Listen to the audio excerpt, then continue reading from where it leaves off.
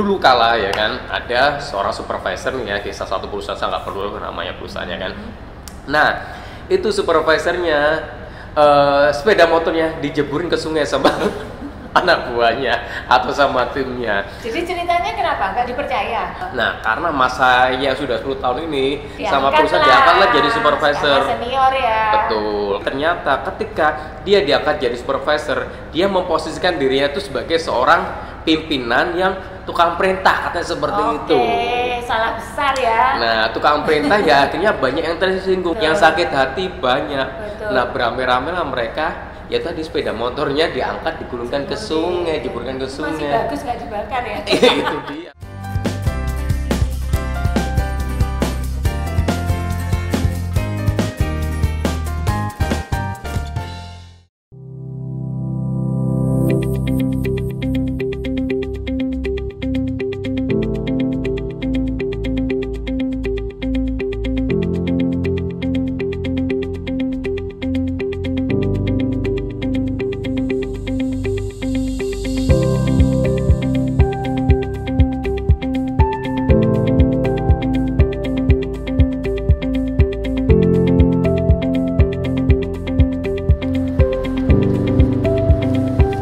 Halo, kita ketemu lagi di NN Talk. Tetap bersama saya Novi dan partner saya Nurdin, dan kita akan membahas tentang topik yang sebenarnya sudah lama, Ya. tetapi tetap menarik untuk dibahas, Iya. gitu. Karena itu banyak sekali terjadi di sekitar kita dan seringkali kita nggak bisa memisahkan ya. Dan tidak bisa membedakan antara ini dan ini, Betul. gitu kan? Karena istilahnya Hampir sama, Betul. istilahnya hampir sama, dan seringkali kita terjebak ke dalam istilah istilahnya. itu. Apa itu? Bos versus leader. Ya. Nah, kan sama-sama atasannya nih, ya kan? Bos sama leader ya. Ya, Kan? ya. Ada yang tahu nggak kira-kira apa bedanya bos sama leader? Gitu ya. Mereka nggak bisa jawab Gak bisa jawab ya. karena bukan interaktif. Oke, oke. Jadi kita yang jelasin ya. Iya. Oke, oke. Jadi seringkali kita apa ya? Tadi itu terjebak dalam suatu istilah, bos itu atasan, leader itu juga atasan. Tapi apakah yang membedakan antara bos dan leader? Nah, ini Iya. makanya kita bilang bos versus leader. Nah, Betul. itu harus kita bedakan bahwa yang namanya jabatan dan apa yang kita bawakan itu bisa beda. Betul, Ya, Novi ya. betul, betul. Misalnya nih, Betul. kayak supervisor, Hmm. ya kan? Yang paling Ya, rendah kan kita selalu supervisor. ada lah di perusahaan. Ya, supervisor dengan manajer sampai direktur. Nah, itu adalah jabatan. Nah, jabatan itu ada berupa stempel yang melekat pada apa yang dia bawakan di meja mereka dan punya bawahan. Tetapi seringkali yang kita temukan, ya kan, beberapa lah kita temukan, mereka tidak bisa menjadi pemimpin yang baik, benar nggak? Bingung loh. Nanti katanya bos itu juga Iya. jadi pemimpin yang baik. Betul. Nah, bos itu biasanya gitu ya, supaya gampang.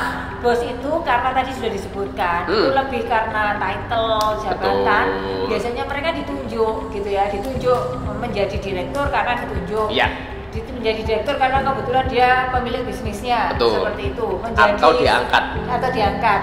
Menjadi supervisor karena sudah lama, sudah Betul. senior, sehingga kemudian dia yang dijadikan Supervisor supervisornya di antara di tim yang antara bawahnya. tim yang ada. Nah, Iya. itu namanya adalah apa yuk? Itu ada bos. Bos atau pimpinan. Betul. Gitu ya.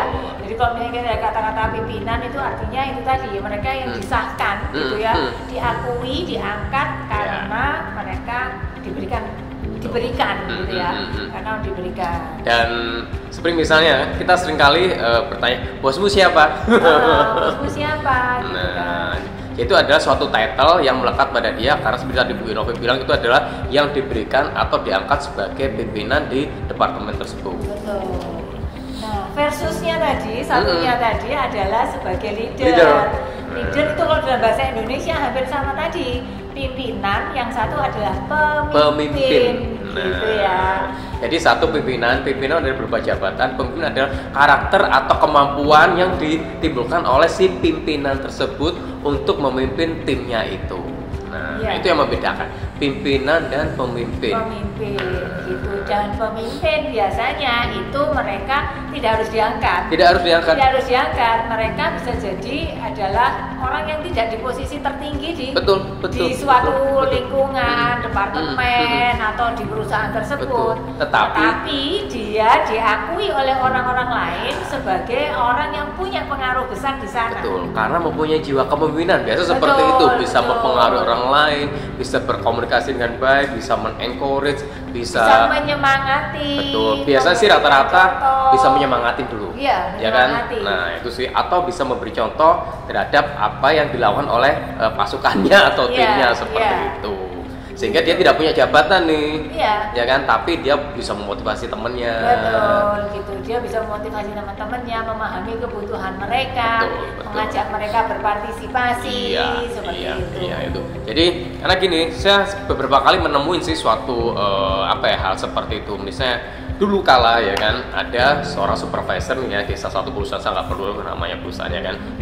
Nah, itu supervisornya sepeda motornya dijeburin ke sungai sama anak buahnya atau sama timnya. Jadi ceritanya kenapa? Nggak dipercaya? Jadi gini, si supervisor itu sudah bekerja kalau nggak salah 10 tahunan lah di situ Iya, kan. heeh. Nah, karena masanya sudah 10 tahun ini sama Diangkat perusahaan lah, diangkatlah jadi supervisor. karena senior ya. Betul, karena senior atau sudah cukup lama dianggap sudah punya pengalaman yang lebih lah di sana, sehingga diangkatlah jadi supervisor.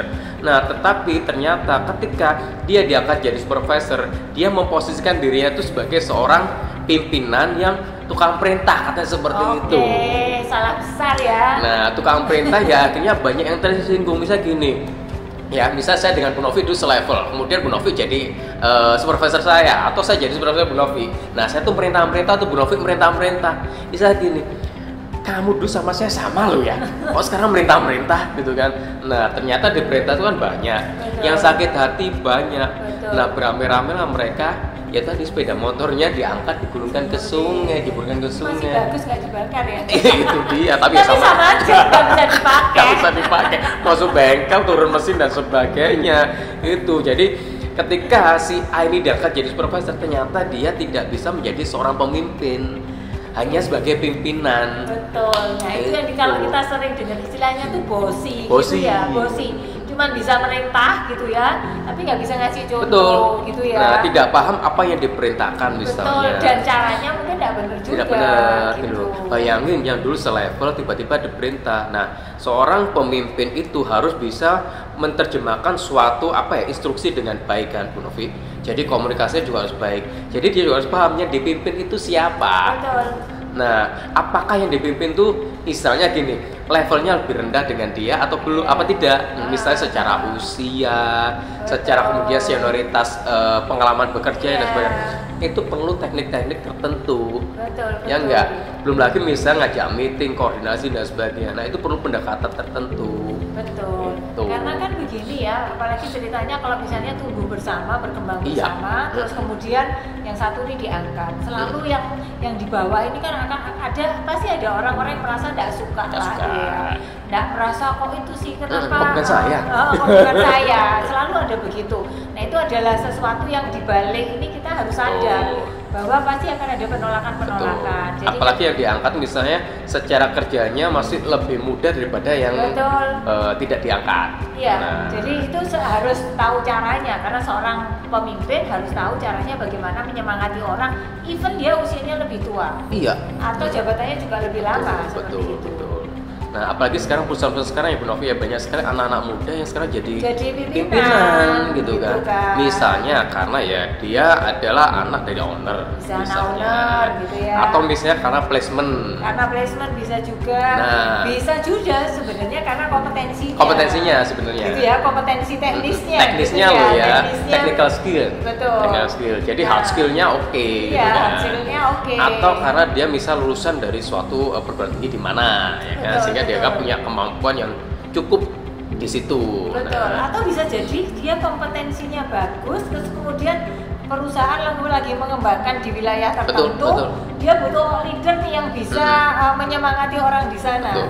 Jadi dicarilah di sini sini yang secara kompetensi oke, masuk ke sana belum tentu cocok. Belum tentu cocok karena gini. Banyak hal yang harus misalnya antara daerah A sama B budayanya sudah beda. Betul. Ya kan, tipologinya juga sudah berbeda dan sebagainya. Nah, pendekatan itu juga harus dimiliki oleh seorang leader gitu kan. Bukan sekedar dia ketika dia mampu di perusahaan A di daerah A misalnya, ketika dia ditempatkan di daerah B itu belum tentu sukses juga. Karena apa? Banyak benturan budaya dan sebagainya. Karena dulu saya juga pernah harus ngelit Bali, Makassar dan beberapa tempat tuh ya ketika harus opening pabrik di dulu saya tempat. Nah itu pendekatan juga berbeda gitu loh. Misalnya di Bali saya pendekatan dengan pecalangnya, di Makassar pendekatan dengan siapa lagi, atau di daerah mana juga dengan siapa lagi. Dan itu yang harus dibutuhkan gitu. Bukan sekedar kemampuan kompetensi kita. Betul. Gitu. Jadi itu ya. Jadi kalau misalnya ini ada yang nanti kemudian diangkat jadi pimpinan, nggak apa-apa. Tetapi tadi itu kepemimpinannya harus diisi, gitu ya. Peran pemimpinnya harus lebih jadi peran pemimpinnya ini harus keluar. Betul. Soft skillnya ini yang harus diasah gitu kan. Jadi kemampuan untuk berkomunikasi dengan baik, bisa membina tim dengan baik, bukan membinasakan tim loh ya, membina tim dengan baik. Terus seorang leader yang bagus itu sebenarnya juga adalah apa? Dia fokus pada hasil, pada proses ya, gitu ya. Karena bagaimanapun sebuah keberhasilan sebuah tim itu dilihat dari kinerjanya. Iya. Dan karena kita fokus pada hasil, maka itu tadi jangan terlalu ribet dengan proses yang kerentil-kerentil, tetapi itu tadi jangan sampai yang kerentil-kerentil ini tadi menghambat pencapaian hasilnya. Itu sih. Gitu. Jadi karena Anda jangan hanya ribut proses gitu ya, tetapi seorang pemimpin itu harus fokus pada hasil karena dari sanalah kita ini akan dilihat kemampuan kita, potensi kita yang sesungguhnya apakah bisa memberikan kontribusi atau tidak terhadap perusahaan. Bahkan kadang-kadang perusahaan-perusahaan memberikan suatu tantangan-tantangan baru terhadap si pimpinan itu. Nah, kemampuan dia untuk bisa solving problem itu, nah itu juga akan dilihat. Dan itu karena apa? Kan berimpact terhadap hasilnya kan, betul. Ya. Karena setiap project atau setiap tantangan diberikan kan tadi itu pada hasil kan. Hasil. Betul. Nah, kemampuan dia untuk solving problem itu yang dibutuhkan. Kembali lagi, misalnya dari A, B dan C itu bisa beda-beda kan untuk proses untuk solving problemnya. Nah, jadi kemampuan dia untuk memetakan suatu permasalahan, menjadikan suatu hasil baik itu juga dibutuhkan di sana. Betul. Karena kemampuan tadi loh menyemangati, memberikan contoh, terus ikut terlibat bukan hanya memerintah. Seperti itu, kalau mereka bisa menerima keberadaan kita, pasti akan lebih mudah seorang pemimpin untuk bisa mengarahkan timnya mencapai hasil. Yang diharapkan. Seperti itu.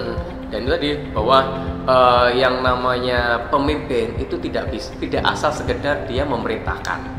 Nah, mengandalkan wewenang gitu namanya. Nah, itu dia. Dan kemudian bukan melibatkan atau mempengaruhi mereka. Betul. Gitu. Ingat bahwa keberhasilan kita sebagai seorang pimpinan, ya kan, itu juga ditentukan oleh tim kita. Serius. Ya kan? 1000 kali benar. Betul. Jadi kita bukan seorang one man show tapi tim show. Nah, di mana Anda dituntut untuk bisa men-encourage tim Anda untuk bisa seiring sejalan dengan Anda. Nah, seiring sejalan kan juga tidak gampang karena visinya bisa diterjemahkan ke semuanya dan semuanya paham dan jalan bareng. Betul. Itu. Oke, jadi apalagi dong yang dibutuhkan oleh seorang pemimpin supaya kemudian dia bisa dikatakan seorang pemimpin yang bagus. Iya.